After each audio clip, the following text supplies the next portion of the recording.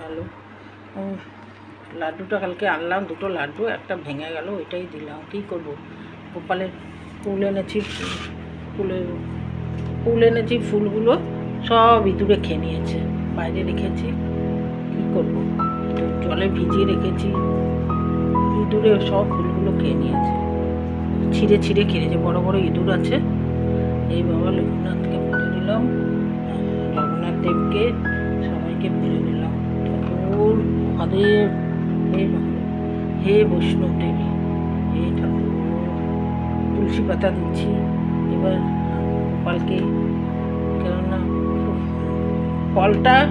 ফলটা এমন বন্ধুর সাথে দেখা হয়েছে, বন্ধু গল্পে গল্পে রাত হয়ে গেছে কালকে, কী করবো, আর রাত হয়ে গেছে, আর ফলই আনা হলো না, সেই জন্য আর করতে পারলাম না, ফল আনিনি।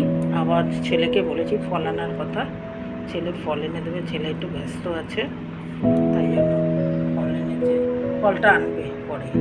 আর কালকে যে মনসা ঠাকুর আর সব ঠাকুর, মনসা গাছ আমি দেখালাম, সেই মনসা গাছটা সবাই দেখলে। আর আমি এবার তুলসী গাছ, তুলসী মন্দির দেখালাম, সব দেখালাম, সবাই দেখলে। তোমরা ঠাকুর তো এদিকে প্রচুর মনসা পুজো হয়, প্রচুর। সেই মনসা পুজো এত হয়, সব জায়গায় ঘুরে ঘুরে, আর বৃষ্টি, এক হাঁটু জল, সে জলে পারাপার করতে পারে না, বাড়ি আনতে যায়, সে কি অবস্থা, সে জলে সবাই বাড়ি আনতে যাওয়া। তারপরে সে দুদিন ধরে পাঠা বলি হয়, মোরগ বলি হয়, সব বলি হয়ে তারপরে পুজোটা শেষ হয়। তারপরে তোমাদের দেখাবো মনসা ঠাকুরগুলোকে, সবাইকে দেখাবো। এবার আর জন্মাষ্টমী আছে শনিবার, ছেলেগুলো বাজার টাজার করতে হবে, বাজারটা করতে হবে, দিতে হবে, প্রসাদ দেবো, আর উপোস থাকবো সারাদিন। সন্ধ্যাবেলা পুজো দেবে, তারপরে তখন যে জন্মাষ্টমী